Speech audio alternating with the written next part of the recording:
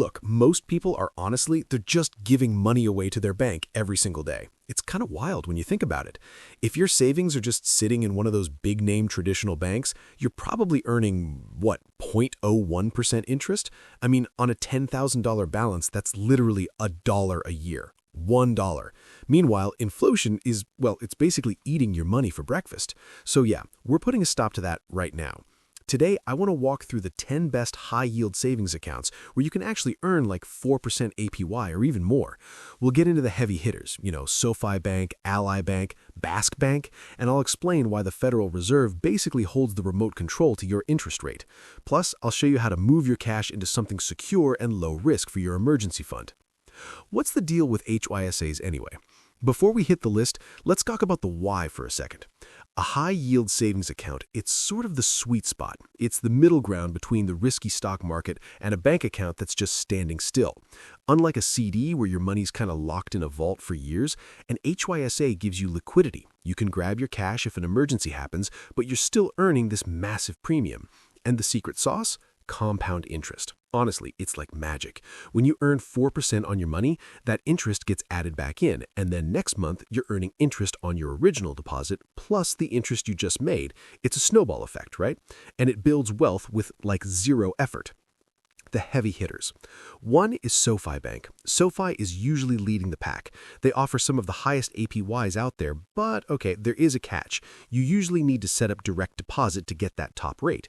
But if you do, you get no fees and these vaults, which are great for organizing goals, like a new car or wedding fund.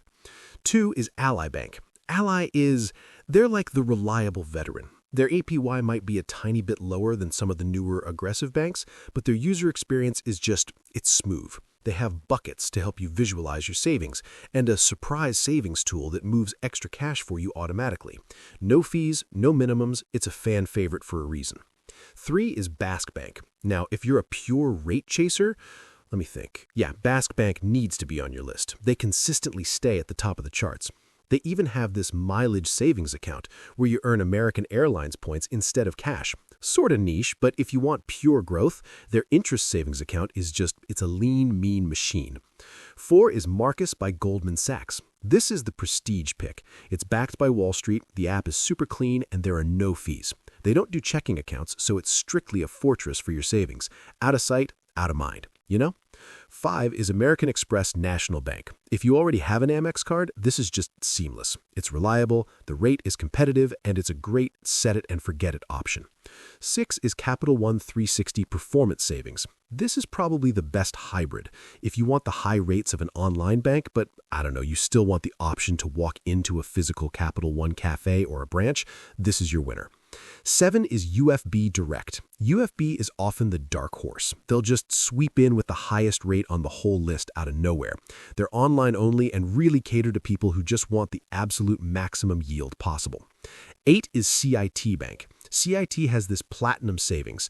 It basically rewards you for having a higher balance, usually at least $5,000, to unlock those top-tier rates. 9 is Discover Bank. We all know them for credit cards, but their HYSA is actually great. World-class service, and they sometimes offer sign-up bonuses, which is a nice little boost to start with. 10 is Wealthfront. Technically, this is a cash account, not a traditional savings account, but they offer a massive APY, and get this, up to $8 million in FDIC insurance. It's a fintech powerhouse for sure. The boring but important stuff. So, why do these rates keep changing?